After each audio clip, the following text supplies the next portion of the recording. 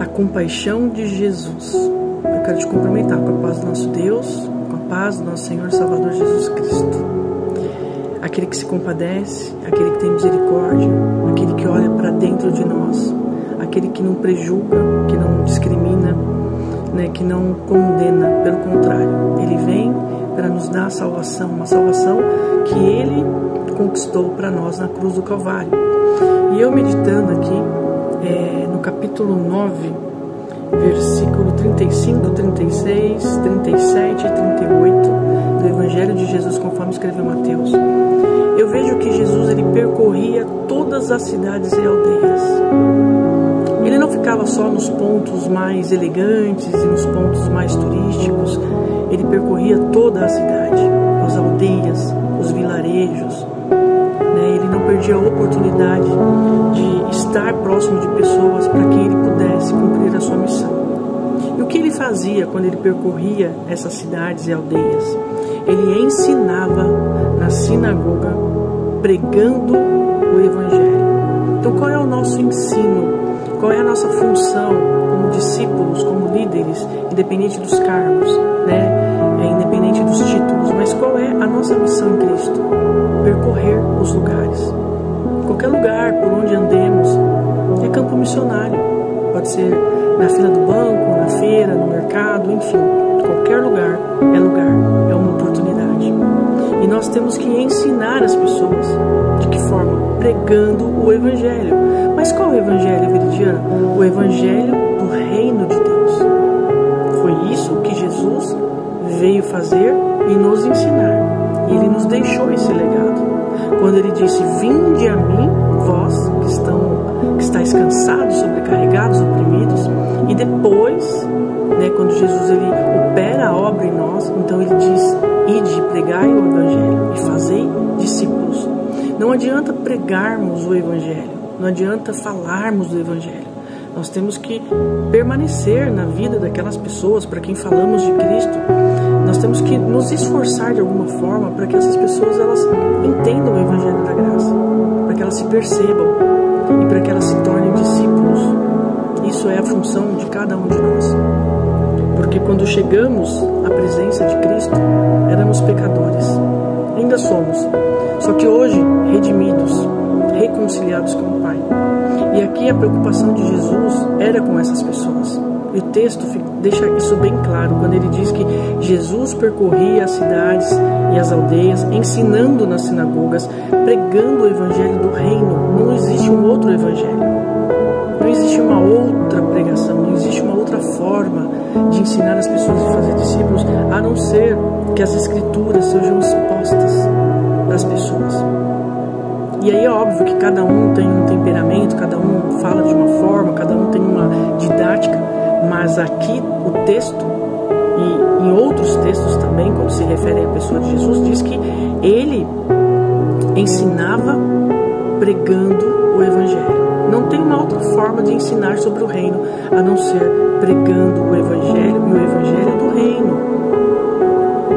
E o que é isso? É pregar de Gênesis a Apocalipse, ensinando as pessoas os atributos de Deus, honrando, louvando, elogiando o nosso Deus, passando para as pessoas o que é o reino de Deus, quem é esse Deus, como é que ele opera, de forma bíblica, de forma cristocêntrica, e não alegórica, cheia de fábulas, cheia de heresias, cheia de mensagens subliminares, cheia de enganos, cheia de mensagens que criam expectativa no coração das pessoas, mas não resolvem a vida das pessoas, só atrapalha.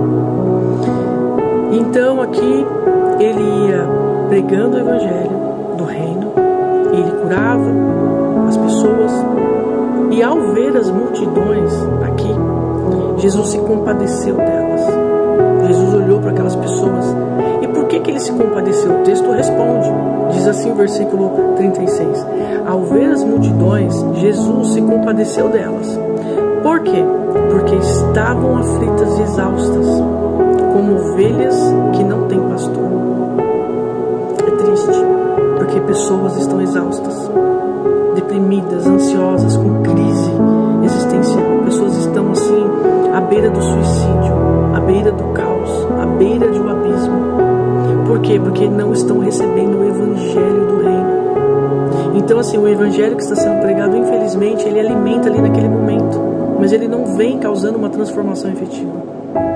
De fato, esse evangelho que estão pregando em alguns lugares, com raríssimas exceções, porque tem gente séria ainda falando sobre o reino de Deus e ensinando, expondo as escrituras sagradas, de modo que as pessoas venham a conhecer esse Deus da Bíblia, esse Jesus bíblico, esse Jesus que se compadece das multidões, esse Jesus que chama para ele a responsabilidade de fazer discípulos, esse Jesus que nos convoca hoje para fazermos discípulos, mas antes temos que ser discípulos de Jesus, porque muitas vezes as pessoas estão pregando um evangelho de mérito, um evangelho que se você fizer, Deus vai te dar, porque é uma compensação, você faz e Deus te recompensa, né?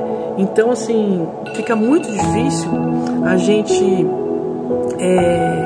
lidar com esse tipo de situação, e nós precisamos, de uma forma efetiva, pregar o reino de Deus, para que as pessoas tenham a oportunidade de escolherem se vão servir a Deus ou aos outros deuses, como fez Josué.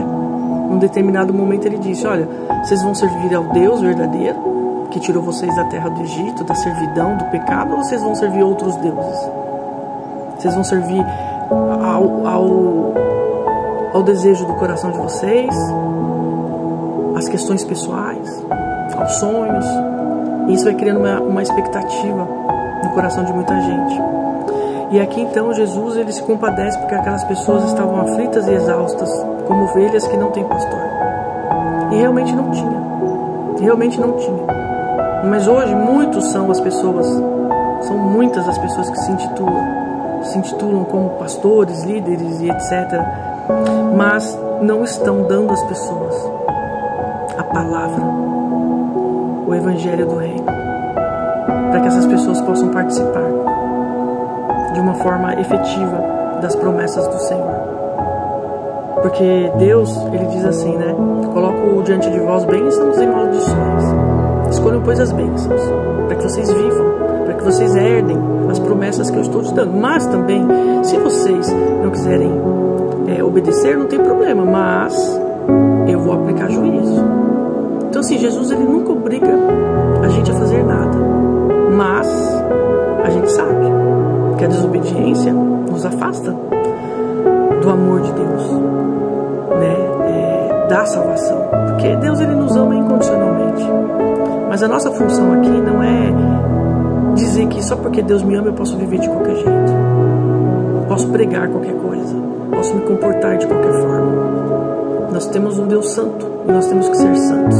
Existem outros deuses por aí que não exigem nada, mas que vai custar a nossa própria vida, essa adoração a esses deuses falsos. E aqui Jesus então diz assim aos seus discípulos, Jesus está dizendo isso para nós, a igreja dele, os discípulos dele: a seara é grande, mas poucos os trabalhadores. Por isso, peçam ao Senhor da seara que mande trabalhadores. Ou seja, muitas pessoas ali pregavam o evangelho, muitas pessoas ali tinham uma religião, muitas pessoas na época de Jesus liam a Torá de cor e salteada, eles conheciam as escrituras, mas eles não viviam da forma como agradava a Deus.